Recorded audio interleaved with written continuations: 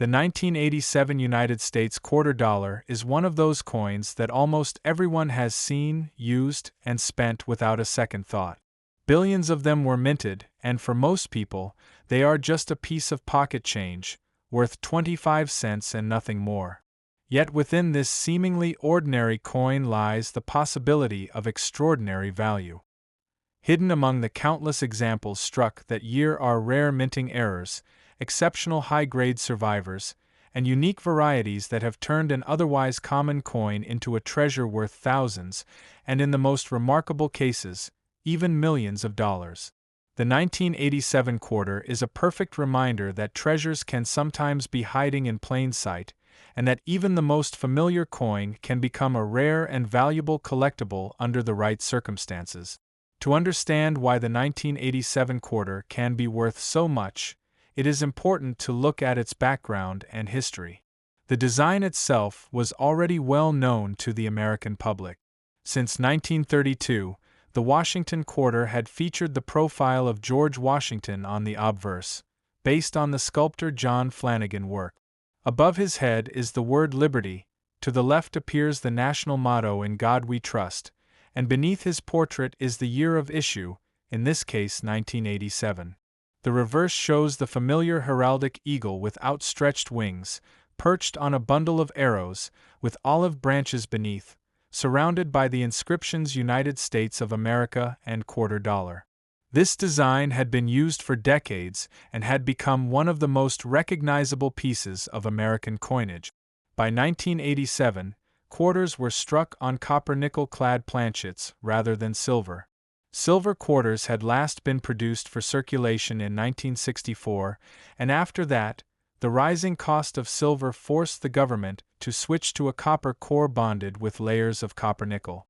The 1987 quarter, like others of its era, contains no silver, and to most people that makes it seem ordinary. But for collectors, the absence of silver does not make the coin worthless. In fact, it is the mistakes, the rare conditions, and the unusual survivors that make the 1987 quarter potentially worth so much. The mintage numbers for 1987 were substantial.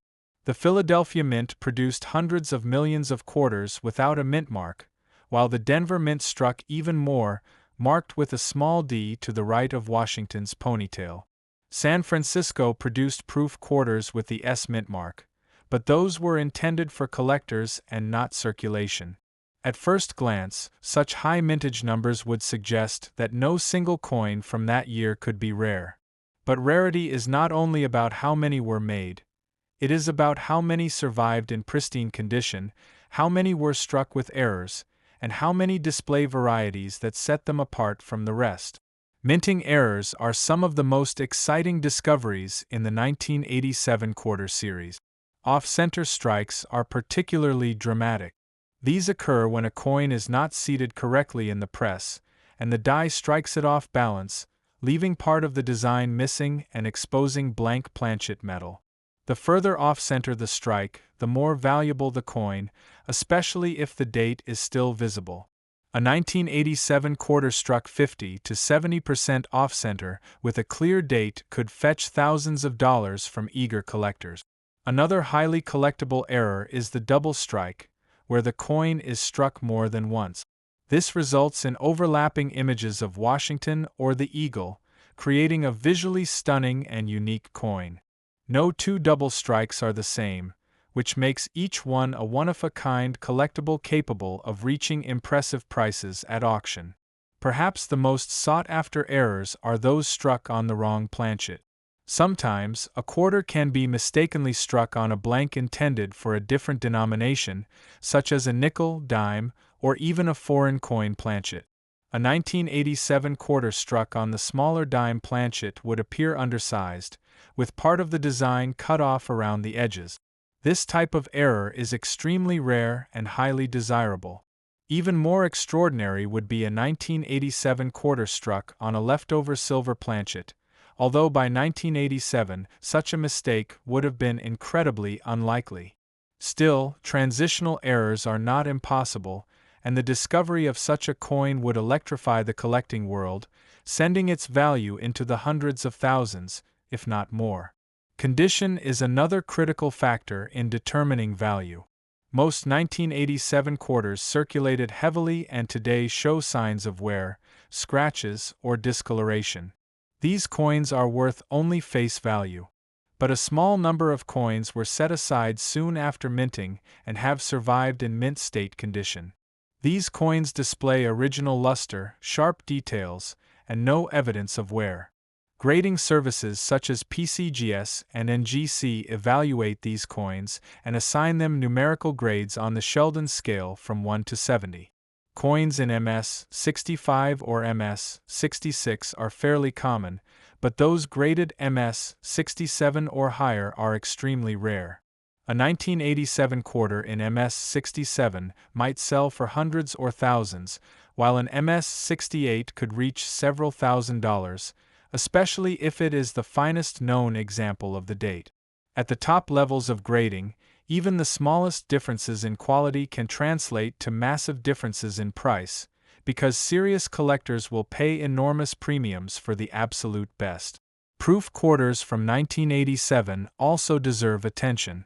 These coins were struck at the San Francisco Mint with specially polished dies and planchets, resulting in a mirror-like finish and frosted details. They were sold directly to collectors and never intended for circulation. Most proof coins from this year are common, but a flawless proof graded PR 70 with deep cameo contrast can still command a high price at auction. While not as valuable as major mint errors, they remain important for collectors who want to assemble complete and high-quality set. Beyond condition and errors, varieties and anomalies can also add value. Doubled die varieties, where parts of the design appear doubled due to a hubbing misalignment, are especially prized. If a 1987 quarter were found with doubling in Liberty, the motto or the date, it would quickly become one of the most famous coins of the era. Strike-through errors, where foreign material such as grease, wire, or cloth interfered with the strike, can also produce unique coins that collectors eagerly pursue. Each of these anomalies makes the coin distinct and far more valuable than an ordinary example. The allure of the 1987 quarter is not just in its potential rarity, but also in the idea that such coins are still out there. Billions of 1987 quarters entered circulation, and many remain in jars, bank rolls, or even in everyday pocket change. This means that anyone could stumble upon a valuable error or high-grade example without realizing it. Stories abound of people discovering rare coins in circulation and selling them for life-changing sums. The possibility that your next handful of change could contain a fortune keeps the excitement alive and fuels the passion of collectors and treasure hunters alike. Imagine the thrill of holding a 1987 quarter in your hand and realizing it is no ordinary coin. Perhaps it has a dramatic off-center strike, a doubled die variety, or it is in such pristine condition that grading services rank it as the finest known. In that moment, what seemed like an ordinary 25 cents transforms into a piece of history, a treasure that connects you to the minting process, to the mistakes and accidents of production, and to the timeless human fascination with rarity and value. That is the magic of numismatics, the art and study of coins. The 1987 quarter is a reminder that hidden fortunes may still be waiting in the most ordinary places. It encourages us to look closer, to pay attention to the details, and to never dismiss something as worthless simply because it is common. Every coin has a story, and some stories are worth a fortune. For the 1987 quarter, those stories include dramatic errors, pristine survivors, and varieties so rare they could command millions at auction. It is a coin that keeps hope alive for collectors everywhere that the next great discovery could be just around the corner. So the next time you see a quarter dated 1987, don't just toss it in a vending machine or spend it without thought. Take a moment to look carefully at it. Check the strike, examine the details, and notice the surfaces. That single coin might be a treasure in disguise, a once-in-a-lifetime find that proves once again that extraordinary value can sometimes be hidden in the most ordinary of places.